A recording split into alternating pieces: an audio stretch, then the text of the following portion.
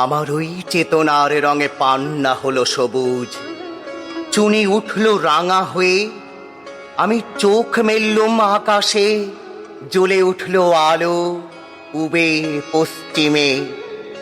গোলাপের দিকে চেয়ে বললুম, সুন্দর সুন্দর হলো সে। তুমি বলবে এ যে তত্ত্ব কথা, এ কবির বাণী নয়। আমি বলবো এ সত্য, তাই এ কাব্য।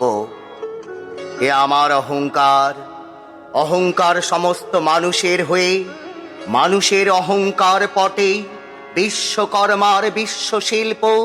তত্ত্বজ্ঞানী জপ করছেন নিঃশ্বাসে প্রশ্বাসে, না না না, না পান্না, না চুনি, না আলো, না গোলাপ, না আমি, না তুমি।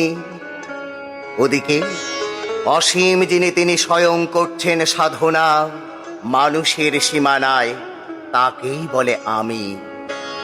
সেই আমির গহনে আলো আধারের ঘটল সঙ্গম, দেখা দিল রূপ, জেগে উঠল রস। না কখন ফুটে উঠে হলো হা, মায়ার মন্ত্রে, রেখায় রঙে, সুখে দুঃখে। একে বলো না তত্ত্ব। আমার মন হয়েছে পুলকিত, বিশ্ব আমির রচনার আসরে হাতে নিয়ে তুলি, পাত্রে নিয়ে রং।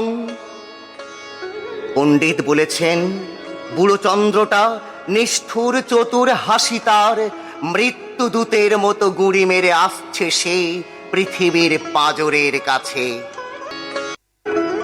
একদিন দেবে চরম টান তার সাগরে পর্বতে, মর্তলোকে মহাকালের নূতন খাতায় পাতা জুড়ে নামবে একটা শূন্য, গিলে ফেলবে দিন রাতের জমা খরচ। মানুষের কীর্তি হারাবে অমরতার ভান, তার ইতিহাসে লেপে দেবে অনন্ত রাত্রির কালি। মানুষের যাবার দিনের চোখ বিশ্ব থেকে নিকিয়ে নেবে রং, মানুষের যাবার দিনের মন ছানিয়ে নেবে রস। শক্তির কম্পন চলবে আকাশে আকাশে, জ্বলবে না কোথাও আলো। বিনাহীন সভায় যন্ত্রের আঙুল নাচবে, বাজবে না সুর। সেদিন কবিত্বহীন বিধাতা একা রবেন বসে নীলিমাহীন আকাশে, ব্যক্তিত্বহারা অস্তিত্বের গণিত তত্ত্ব নিয়ে।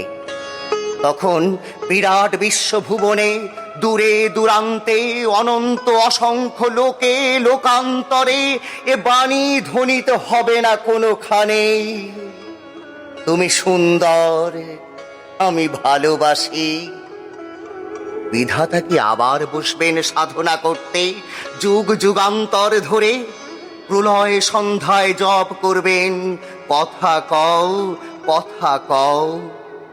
বলবেন বলো তুমি সুন্দর, বলবেন বলো আমি ভালোবাসি। নমস্কার।